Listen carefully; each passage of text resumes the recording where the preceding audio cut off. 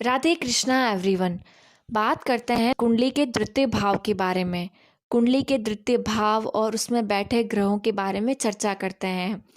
यदि हम देखें तो कुंडली का हर भाव किसी न किसी चीज़ों को सिग्निफाई करता है, बहुत कुछ दर्शाता है। और अगर मैं बात करूं तो यहाँ पर सिर्फ द्वितीय द्वितीय भाव ही नहीं मैटर करता है। जो चीज़ें मैं बताऊंगी उसमें द्वितीयेश कहाँ पर बैठे हैं, द्वितीयेश किस नक्षत्र में है, द्वितीय भाव में कौन से ग्रह बैठे हैं, वो किन नक्षत्रों में हैं, ये सारी चीज़ें भी मैटर करती है। अगर मैं बात करूं और द्वितीय भाव पर किन ग्रहों की दृष्टि पड़ रही है, वो भी चीज़ें एक ब्लेंड होकर के ओवरऑल एक इंफॉर्मेशन निकलती है।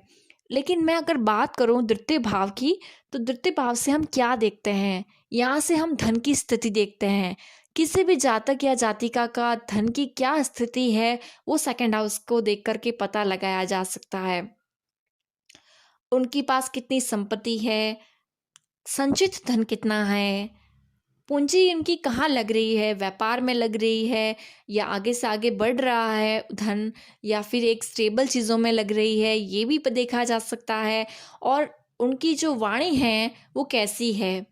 अगर मैं बात करूं तो भोजन का व्यवहार भी द्वितीय भाव से देखा जा सकता है। कुटुंब है, कितने कुटुंब की क्या स्थिति है, ये देखा जा सकता है। कुटुंब परिवार जिसे हम कहते हैं। और हम दाहिना नेत्र देखते हैं। अगर किसी के दाहिने नेत्र में कोई प्रॉब्लम है या सडनली कोई प्रॉब्लम आई है, तो आप कह सकते हैं ट्रांजिस्ट की वजह से, सेकंड हाउस के एक्टिवेशन की वजह से दाहिने नेत्र से जुड़ी कुछ समस्या हुई है, तो सेकंड हाउस में कुछ नेगेटिव इफेक्ट हुआ है। और वहीं पे अगर मैं बात करूं तो सेकंड हाउस जो है वो किसी भी जातक या जातिका की कुमार अवस्था को दर्शाता है। एक चाइल्डहुड स्टेज आफ्टर इन्फेंसी, यानी कि शैशव अवस्था के बाद की अवस्था। आप 3 से 8 साल या 10 साल तक की उम्र देख सकते हैं। ये जो वक्त होता है, ये किसी भी बच्चे के लिए या किसी बड़े के लिए ये जो उम्र होती है, ये नींव होती है। उनके संस्कारों, इस वक्त उन्होंने कैसा फील किया है, वो एक स्ट्रॉन्ग इम्प्रिंट बनता है जीवन भर। तो जो सेकंड हाउस है वो इस अवस्था को बताता है। तो यहाँ से मिलने वाली एजुकेशन या इस उम्र में मिलने वाली एजुकेशन, इस उम्र में मिलने वाले जो ज्ञान है वो बहुत महत्वपूर्ण होता है। ये जो भाव है वो फॉर्मल और इनफॉर्मल एजुकेशन दोनों तरह का है। यानी कि रेगुलर बेसिस पे आप स्कूल में जो पढ़ा है और संस्कार जो मिले हैं घर पर, वो भी सम्मिलित है। यहाँ पर बैठे ग्रह बताएंगे कि ये किस तरह से इन्हें इनकी प्रारंभिक जो शिक्षा है वो कैसी रही है। अगर मैं बात करूं और तो यहाँ से वाणी भी देखा जाता है। किसी जातक की वाणी कैसी है वो द्वितीय भाव से पता कर सकते हैं। यदि यहाँ पर केतु है तो कर्कश वाणी होगी, चुभने वाली वाणी होगी, या सत्यता होगी वाणी में अत्यधिक, जिससे कि सामने वालों को चुभे, स्पष्टता और सत्यता। और कई बार सुनने के में बहुत कर्कश होगी। वहीं पर मंगल हो तो एक तेज होती है वाणी में, ऐसा तेज जिसे सामने वाला सुनने वाला एक एक बार विचलित हो जाए या फिर सुने। ऐसे लोगों की जिनका मंगल सेकंड हाउस में मकर राशि का है, उनकी बात को कोई टाल नहीं सकता या उनसे ज़्यादा उलझ नहीं सकता। तो इस तरह से वो बहुत ही प्रभावशाली वाणी होती है। वहीं पर यहाँ पर वाणी विकार भी होता है। यानी कि जो प्रॉब्लमेटिक वाणी होती है जिसमें स्टैमरिंग है या स्लरिंग है, ये वाणी विकार तब होता है जब द्वितेश जो है वो द्वितेश बुध या गुरु है। यानी कि द्वितीय भाव में कन्या राशि आ रही है, धनु राशि आ रही है, मीन राशि आ रही है, या फिर मिथुन राशि आ रही है, और बुध और गुरु कहीं पर पीड़ित हैं। और ये पीड़ित तो या निर्बल हैं या किसी पाप ग्रह के युक्त हैं या द्रष्ट हैं पाप ग्रह से, तो यहाँ पर जातक या जाति का वाणी दोष हो सकता है। यानी कि बोलने में तकलीफ हो सकती है। शनि या राहु का प्रभाव हो, अत्यधिक हो, तो जातक या जाति का जो है वो म्यूट भी हो सकते हैं। उसी तरह से अगर मैं बात करूं और तो यहाँ पर जैसे मैंने मंगल का कहा, मकर राशि का मंगल है तो बहुत ही एक स्ट्रॉन्ग इम्पैक्ट करने वाली वाणी होती है। और वहीं पे बात करें गुरु है मीन राशि का या एक कर्क राशि का, तो एक बहुत ही ज़्यादा प्रभावशाली वाणी होती है जो दूसरों को अच्छे से समझ में आती है और ज्ञान पूर्ण वाणी होती है, ऐसा कह सकते हैं। और प्रबल भाषण शक्ति भी देखते हैं सेकंड हाउस से, तो जैसे एक अच्छा बोलना, एक इम्प्रेशन छोड़ना सुनने वाले पर, वो भी एक होता है। जब यहाँ पर केतु बैठे हो तो भी एक अच्छा प्रभावशाली शक्ति होती है, प्रबल शक्ति होती है वाणी में, भाषण शक्ति होती है डिबेट करने में, बहस करने में, या फिर जो भाषण देने में बहुत ही अ, अच्छा देते हैं जातक या जातिका। वहीं पे बात करें तो और गुरु है, बुध है, द्वितीयेश होकर के फिर से वही 3 6 या यहाँ पर 9 या 12 आ रहा हो सेकंड हाउस में, और बुध और गुरु कहीं स्ट्रांग बैठे हैं, इनमें से कोई भी अच्छे बैठे हैं, प्लेसमेंट अच्छे ग्रहों से दृष्ट है, तो एक बहुत ही अच्छी वाणी होती है, प्रभावशाली, और लोगों को बहुत पसंद आती है सुनने वालों को। और शनि का प्रभाव अधिक है तो यहाँ पर जातक थोड़ा बोलता है, कम बोलता है। अगर हम देखें और तो यहाँ से हम देखते हैं धन की स्थिति, जैसे मैंने कहा यहाँ पर जो बैठे ग्रह, यहाँ पर दृष्टि डालने वाले ग्रह, और यहाँ के ग्रह द्वितीयेश कहाँ बैठे हैं, कैसी स्थिति में बैठे हैं, तो वो धन की स्थिति बताता है। यहाँ पर शुक्र होने पर वृषभ राशि है तो यहाँ शुक्र होने पर, चंद्रमा होने पर माता से, महिलाओं से धन आता है। और इस तरह से विशेष अगर धन देखें अगर आप, तो तृतीयेश भाव में कोई भी शुभ ग्रह बैठे हों, अपने घर में स्वग्रही होकर बैठे हों, और तो मनुष्य के पास अच्छा धन संपत्ति रहती है। वहीं पे अगर मैं और देखूं तो यहाँ पर संगीत कला और ये भी का ज्ञान भी यहाँ से देख सकते हैं। तृतीयेश पंचमेश शुक्र अगर संबंध बनाए आपस में तो यहाँ पर संगीत और कला में ज्ञान होता है, जो इंस्ट्रूमेंट है अच्छा बजा लेते हैं, ठीक है। और अगर मैं बात करूं यहाँ पर और, तो यहाँ पर ये जो घर है वो 7th से काउंट करने पर 8th आता है, यानी आप 7वें भाव से काउंट करेंगे तो 8वां भाव आता है, यानी कि ये किसी भी जातक या जातिका के जो स्पाउस है उनकी मृत्यु को दर्शाता है। तो और सेकंड हाउस का जो मार्केश भी कहलाता है, तृतीय भाव का तृतीयेश जिसे कहते हैं सेकंड हाउस का लॉर्ड, और उनकी दशा अंतरदशा में मारक दशा कही जाती है, महादशा उनकी।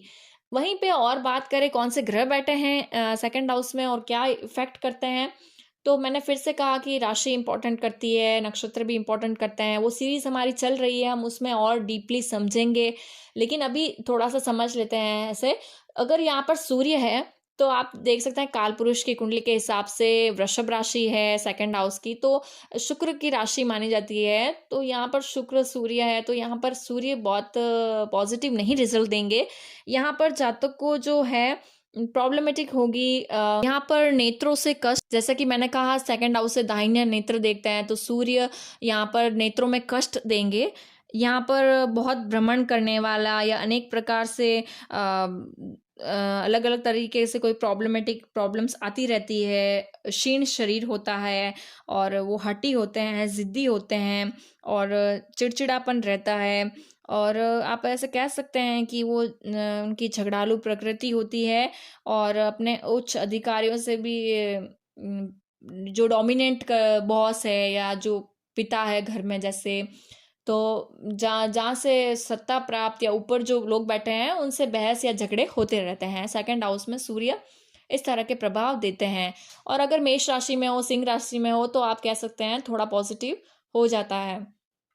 वहीं पे बात करें चंद्रमा की, तो चंद्रमा जो है यहाँ पर होने पर, पक्ष बल से अच्छा होने पर, भरे कुटुंब का होता है, जातक के पास अच्छा परिवार होता है, बड़ा परिवार होता है, जातक परिवार वालों से स्नेह रखता है, परिवार वाले भी जातक से स्नेह रखते हैं, सुखी होता है जातक, महिलाओं के माध्यम से धन प्राप्त होता है, जैसे कि अगर अगर महिलाओं से संबंधित कोई व्यापार कर रहे हो, जैसे कॉस्मेटिक या साड़ी, ज्वेलरी, ऐसे संबंधित चीज़ों का, कपड़ों का व्यापार कर रहे हो, तो वहाँ से धन प्राप्त होता है।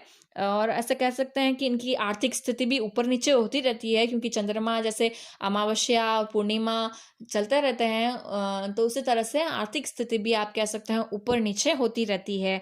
वहीं पे ये दिखने में ठीक ठाक होते हैं, हंसमुख होते हैं, इंट्रोवर्ट होते हैं और कम बोलते हैं, और वैराग्य की भावना होती है कहीं न कहीं अंदर, और समझदार होते हैं, धनी घर में, संपन्न घर में जन्म लेते हैं और खुद समृद्ध होते हैं और सुखी होते हैं। ख्याति प्राप्त होती है और फेम और मिलता है पक्ष बल से चंद्रमा यदि मजबूत है तो। वहीं पे बात करें अगर मंगल की, तो जैसे मैंने कहा, मंगल में दूर यात्राएं करने वाला, या हमेशा जो अर्जित धन है उसको भोग विलास में, जो धन कमाया है उसको भोग विलास में, दिखावे में, धन को इन्वेस्ट करने वाला, ऐसा होता है जातक या जाति का। और अगर हम देखें तो एक व्यवसायी है तो सफल व्यवसायी होगा, थोड़ा कृष्ण वर्ण का शरीर होगा। और वहीं पे बात करें तो कृषि कार्य में दक्ष है, फार्मिंग में बहुत ही अच्छे होते हैं, और भोगी होते हैं, यानी कि चीज़ों को बहुत ज़्यादा भोगते हैं। और वह झगड़ालू भी होते हैं, खूब कमाने वाले होते हैं, पर तू कंजूस होते हैं। और कुटिलमती होती है, बहुत शार्प माइंडेड होते हैं, जो सेकंड हाउस में मंगल हो। और मकर राशि का हो तो फिर पूछिए मत, ऐसे बहुत ज़्यादा स्मार्ट, बोलने में बहुत तेज़, और अपनी वाणी से सबको चुप कराने वाले, और इस तरह से होते हैं, अपने वाणी से प्रभाव छोड़ने वाले। वाणी में इनका तेज होता है, ऐसा कह सकते हैं।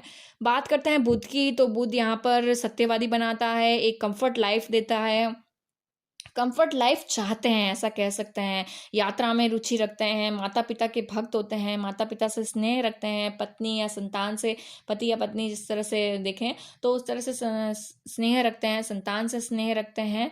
और एक अच्छा वाणी होती है, व्यापार में से धन अच्छा कमा सकते हैं, धार्मिक होते हैं और दान पुण्य करने वाले, और श्रेष्ठ सम्मानित जेंटलमैन, जेंटल वुमन आप कह सकते हैं, ऐसे होते हैं सेकंड हाउस में बुध। ये यहाँ पर अच्छा रिजल्ट देता है। वाणी इनकी प्रभावशाली या अच्छी होती है, मित्रों के साथ अच्छा व्यवहार करते हैं और ऐसा।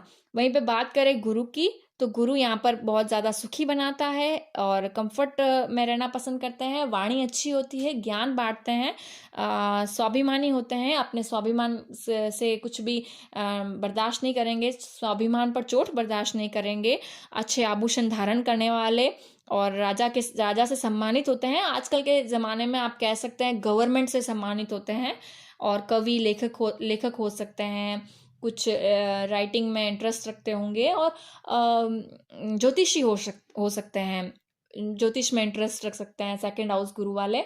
और ये रिसर्च में भी इंटरेस्ट रख सकते हैं, वैज्ञानिक हो सकते हैं।